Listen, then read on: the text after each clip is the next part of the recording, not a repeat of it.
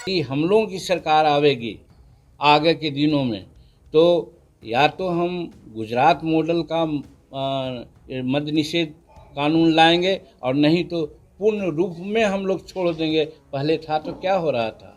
Nation में आपके साथ अभिजीत सिंह। बिहार के पूर्व मुख्यमंत्री जीतन मांझी फिर से बिहार में शराबबंदी को लेकर बिहार के मुख्यमंत्री नीतीश कुमार पर जमकर बरसे और उन्होंने साफ तौर पर कह दिया है कि जो बिहार में शराबबंदी है वो सिर्फ एक छलावा है और दलितों को सिर्फ इसमें फंसाया जा रहा है। और साफ तौर पर ऐलान कर दिया है कि अगर हमारी सरकार आएगी तो हम बिहार में शराब जो है जो चालू कर देंगे। पहले क्या कुछ करें बिहार के पूर्व मुख्यमंत्री जीतन मांझी, पहले सुनिए उनकी बातों को। मद्य निषेध इनका एक बहुत बड़ा यह है, उसमें बड़ा ही कर रहे हैं, इनको नोबेल पुरस्कार मिलना चाहिए। कुछ लोग बोलते हैं 100 चूहा खा के बिल्ली चली हज को। 2005 में और 2010 में गांव-गांव में इन्होंने दारू बेचने का लाइसेंस दिलाया था। सब कोई पी रहा था, आज भी पी रहा है। अब इनको कैसे तो एहसास हुआ तो उसको बंद कराना चाहते हैं।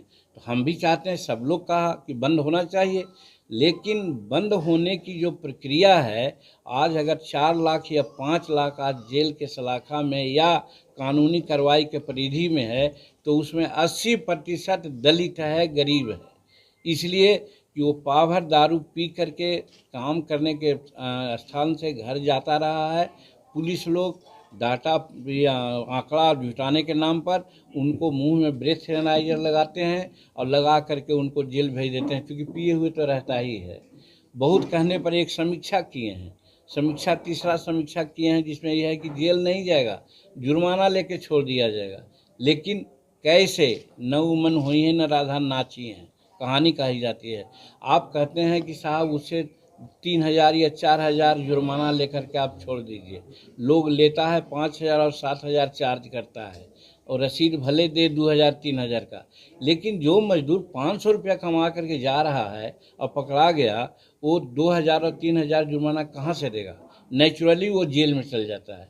तो कहने का मतलब कि शेड्यूल कास्ट के अधिकांश और दलित गरीब तबके के अधिकांश लोग आज जेल के शिकंजे में हैं।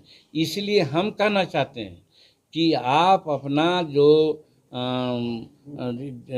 मद्य निषेध वाला जो ये है, दोषपूर्ण आपका है, आप ठीक से उसको नहीं किए हैं, उसको वापस लीजिए।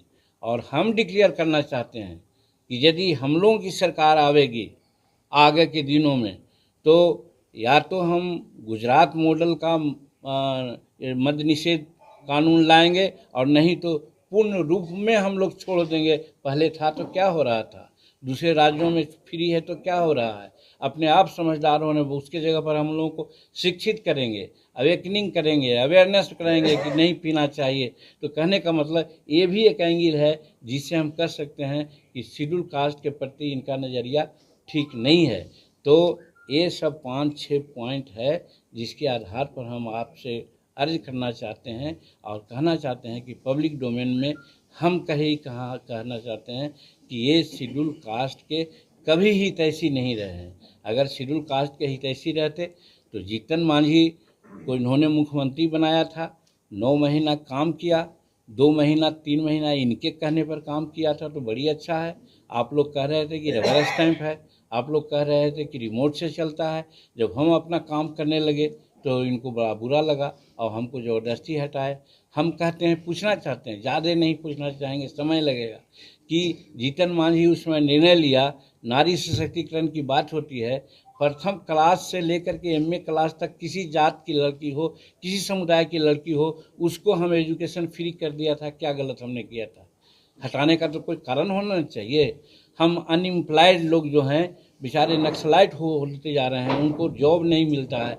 हमने ठीका में आरक्षण किया था कि 75 लाख ठीका में उनको आरक्षण देंगे। क्या गलत किया? मांझी किस तरह से कहते हुए नजर आ रहे हैं कि जिस तरह से बिहार में शराबबंदी है और शराबबंदी के नाम पर जो दलित और जो निचले जात हैं उनको पकड़ते हैं, और जिस तरह से बिहार में शराबबंदी है तो अगर हमारी सरकार आएगी तो हम लोग शराब चालू करेंगे और लोगों के बीच अवेयरनेस फैलाएंगे कि आप लोग शराब नहीं पीजिए।